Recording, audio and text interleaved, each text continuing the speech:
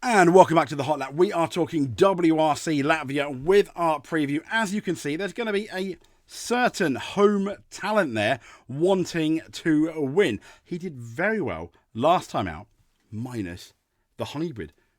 What's he going to do? What is Martin Sesks going to do at his home? It's going to be a test for Sesks, and Latvia, he knows best. Oh, I'm so sorry. I'm sorry. Please accept my apology.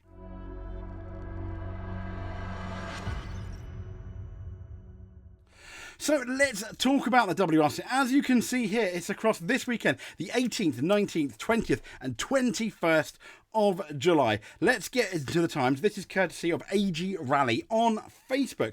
Day one, we've got obviously the shakedown really early in the morning. I believe this is going to be local Latvian times. Apologies if it's not.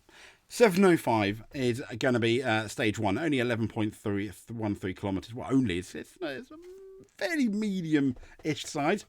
Day two is the day, I always think the Friday is when the rally really gets started, and that's stage 2 to stage 8 at 9 o'clock in the morning, finishing at 4:15, so 4:20 in the afternoon. Next up, we've got day 3, which is generally the longest day, the Saturday, 7:20 in the morning till 7:15 or 19:15 in the evening. That's stage 9 till 16, and then we've got Super Sunday, or not so much for some people with those controversial points. Get rid of them for next year, please. I always say that. 7:55 to 1:15. Leg 1 is 132.05 kilometres. Leg 2, 104. Leg 3, 64. Totaling 64. A total then of 300.13 kilometres. Thank you very much. So, the people getting involved. We got Newville, Evans, Tanak, Formo, Ogier, Katsuta, Rovanpera, Lappi, Monster, and Sesks. Martin Sesks at this rally. Are you excited? Yes, I am. And that, when you look at all of them, that's the first time the rally field has got into double figures in 2024. Toyota's bringing its full squad of 4. The fourth car supposedly was originally meant for Sami Pajari, but he's yet to make his Rally 1 debut. That's going to happen now in Finland, and they are parachuting in Sebastian Ogier in for Latvia. So a really strong outing there. As you know, he had to sit out Poland, sadly, for his Recce accident, but he's been cleared to compete once more. Alongside, let's be fair, the guy that replaced him, Kalle Rovanpera, who had an absolutely fantastic Poland. Brilliant. So we've got Elvin Evans and, as I mentioned, Katsuta and Hyundai regulars, which I've mentioned, Newville, Tanak, and they're joined by Esa-Pekka Lappi for the first time since Kenya in March. Lappi, who won Rally, I think it was Rally Lipaja, around 10 years or so ago. In M Sport, we've obviously got Martin Sesks, now in hybrid form, as well as Formo and Monster. And as you know, it was always the plan for Sesks. It was always going to be the plan for Sesks to attend this rally, and having Poland as kind of like a preview. He's taking that same car in Poland that did so well for him, and he's moving over to give Latvia a good go. So let's get into our Latvian thing. So firstly though, and I want to talk about I want to talk about all the drivers, all the WRC drivers, including Sesk at one point. But let's talk about the guy that's leading the World Championship. It is none other than Terry Neuville. So he's first in the championship. He obviously he started 7 rallies. He's only got 1 win, but he has 37 stage wins. He started off with his 1 win in Monte Carlo, all the way back in January. That remains his highlight. But there's a suspicion that he may not have been playing fair in Sweden when it came to him and Evans. Some are going to give him the benefit of the doubt. I'm like, that's fishy stuff going on there, I reckon. But it was his visit to Kenya, followed by an off in Croatia, where he was in the thick of the fight for a win, and another in Rally Italy, where he wasn't. Now, but he is leading the championship. And the sad thing is, for leading the championship, that forces him first on the road. And to be fair, he's done absolutely gangbusters being first on the road. I don't think you could have asked anything more from Terry Neuville for being first on the road. So next up, let's talk about this man here, Ott Tanak. He's currently third in the championship. He has started 7 rallies. You know, he's won 1 rally, 17 stage wins. But let's be honest, we cannot forget, and I don't think we can forgive him, that messy start to the year. And if he loses the championship by, within a win, let's say, in terms of points of the WRC Championship, within a win, I think he's only got himself to blame for that because of that messy start. Bouncing off a rock into a bank in Kenya, maybe not, but the other ones he really couldn't get confident in Croatia. And then as the season went on, he ended up doing really well. He won in Sardinia, in Italy, and that seemed to, everyone thought that's going to be the turning point for his season. And oh dear, then he hit a deer, which is not particularly very good, is it? That was sorry about that, Tanak. There's nothing he could have done. But he's having a much better second quarter, let's say, of the year. We'll talk about Cesc in a minute. He just loves it, doesn't it? But let's talk about Sordo. So he's only started 2 rallies. He's currently 9th. He has had 3 stage wins though, and there were 2 starts in Sardinia were definitely better than what happened in Portugal. But he never looked capable of making it 3 wins, sadly, on the wonderful Italian line. And he always looked dependable. I think even Dirtfish are calling him dependable. But they're suggesting, is this the end of the road for one of the most likeable drivers in the service park? I hope not. But yeah, it could be, maybe not. Fingers crossed. Let's get into Mr. Mikkelsen then. So I think's done fairly well. He's currently 8th in the championship. He has started 3 rallies and he has 3 stage wins. He wasn't, as we know, he's really not comfortable on the asphalt. He kind of admits that. And he wasn't sure what he was doing on the asphalt. But as we all saw, as soon as he got a bit dirty, he got a bit gravelly, he ended up doing really well. And the Norwegian, he made the most of what was a great positioning on the road, and he looked like he looked well capable of another Polish win, but his hopes were dashed by tyres, punctures. I think he's done really well. The other driver, part-time driver in Hyundai, yes, he's 10th. He started 2 rallies, but he's got 4 stage wins, but he's got 1 win. Maybe he's done better than Mikkelsen. But it was an outstanding win in Hungary. When all the world around him were making mistakes and not doing well, I still think Evans may have had a chance at Sweden, but going in there, he's done absolutely fantastic. And he's been rejuvenated, people have suggested, by family time. So I think, I don't think, bear in mind he's part-time, him and Mikkelsen, I don't think you can really ask much more. So let's talk about the Toyota drivers then, shall we? For me, the disappointment of the season. I'm so sorry. I mean, he's 2nd in the championship somehow. He started 7 rallies. He started all 7 rallies. He's got no wins, which is kind of sad. He's got only 11 stage wins, which is for 2nd in the champ. I thought he'd have more.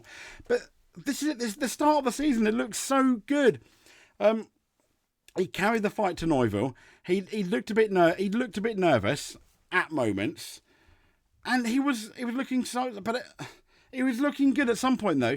He needs to, I don't know what it is with Everett. He just needs to relax. He's talented enough to win the championship. That Toyota is good enough to win the championship. I just think he needs to believe. He needs to believe it. And I don't know what he has everything. And I think for Evans, I know I'm kind of getting frustrated there, but for Evans, I think it's just a head game for him. I think it's all in his head, and he talks himself out of some stages, I think, at times, where, nerves, I'm not sure what it is, but he should be a lot closer to Neuville than he is, and he still has the potential to win the championship. So let's talk about his teammate though, Katsuta. Currently 7th. He started 7 rallies and he's got 7 stage wins. Let's be honest, he looked amazing on the Safari, and he was many persons' highlights in the first part of the Safari. He was many people's highlights in Sweden. Going into Latvia though, it's going to be interesting. He wants to win a rally, and I always say this: going into a rally, kind of like Edward Evans, I think he can win a rally. I think he can win. I think he can win a rally. It's just a question of when and not if. Could it be this one? Who knows? I think there's about 3 different Katsutas that turn up at a rally. The awesome Katsuta, and then the 2 average ones. And they can even change throughout the stages. It's almost like he's bipolar. He's almost like he's got not bipolar, sorry. But he's almost got 2 or 3 different personalities almost. Yeah. Oh, Katsuta. Next up then, we've got Seb Ogier. And he's let's be honest, he's both the part-time drivers have shown up the full-time drivers. Top of the class. I think he has looked the absolute best. I think if they had employed him full-time, he'd be leading the championship. Absolutely no doubt this guy would be leading the championship. I mean, he's benefited from, better starting orders somewhere, particularly in Portugal and in Italy. But, some people suggest maybe he earned that. Maybe he earned that. But yeah, easily the best of the season so far. Going into the rally in Latvia, he's got to be one of the favourites, hasn't he? Absolutely got to be one of the favourites. But so is this guy here. I mean, what he did at the last time out in the rally was absolutely amazing. He has 2 wins. He started 4 rallies, so a 50% winning streak. He's currently 6th in the championship, 23 stage wins. So, whoops-a-daisies in both Sweden and Portugal. That was really not his MO, from a man that is known not to make many mistakes. However, this unexpected entry in Poland came back thinking, I thought maximum podium. Nope. He was like, no, I'm going to win. And win he did, and win this guy did well. Absolutely fantastic. So I think once again, him and OJ have got to be 2 of the favourites going into what is, quite a fast rally in Latvia. I'm really looking forward to what he's going to be doing. Sadly, I think I'm working most of the weekend as well. So next up, we have got, I think, the most improved driver of the year is Adrian Formeau. Okay, he's currently 5th. He started 7 rallies. He's got 5 stage wins, no wins. But, wow, I mean, compare him now to how he was in 2022. Absolutely fantastic. People have suggested maybe he's lacking the ultimate pace required to challenge the big 3, but he's got time, hasn't he? He's got time. And when you say the ultimate pace, he's driving. I mean, I always look at Ford as like a 50% works team rather than like the Toyota and the Hyundais. So yeah, I think he could do well here. Another podium is not completely out of the question for Adrian Formeau. So Gregor Monster. Let's talk about Gregor Monster. He's currently 11th, started 7, no wins, no stage wins. He's just, I think, been averagely solid, if I'm honest. Nothing special. Just, yeah, averagely solid. But last but not least, let's talk about this guy here. So, when I was talking to one of the WRC promoters at Goodwood, I did a bit on rally tyres, which I imagine I'll probably put up here at some point, talking about the different rally tyres, and looked around the Hyundai rally car. I think it was the 2022 car, and we were talking about Martin Sesks, and they agree that he has the potential to be really, really good, maybe a champion at some point. But they said this guy, on asphalt, he's really, on asphalt, massive question marks. But when it comes to gravel, absolutely. Could he win? Yes, he could. Will he win? He's going to have to absolutely be perfection. Because once again, I think he's in a car that is maybe not quite as good as the Toyota and the Hyundais. But if he wins, absolutely amazing. Could he finish on the podium? Yes. I think if he finishes the rally, I think he'll finish on the podium. I know that's a big thing, me saying, but he knows this rally from the ERC. And he did really good in Poland. Let's be fair, he looked amazing in Poland in stages without the hybrid. So, a Martin Sesks podium, yes. I think it will be a Martin Sesks podium. I think either who's going to win it? It's probably going to be Calais or Ogier, in my opinion. But I think we're going to have a Martin Sesks podium, which is going to be absolutely fantastic. I want a Martin Sesks podium, and I think he could be the best of the 3 Ford cars. So much so, I don't think it's going to happen that Ford have to pony up the cash and pay this guy to be in WRC next year. That'll be my dream, my absolute dream. Is it going to happen? Probably not, if I'm honest. Very probably not. But, we can dream. And dream we, and very much dream we will. As that's pretty much our kind of like a half-term report / WRC preview in Latvia. We will speak to you soon. Please give us a subscribe for more rally content. We'll be talking about the rally throughout the weekend, I'd imagine. And probably a bit of news going into the rally as well. Thank you so much for watching. If you made it to the end, you are a champion. You are a WRC champion. If you made it to the end and you subscribe and like your two of those things, you are a multiple WRC champion in our eyes. Thank you very much, and we will speak to you soon.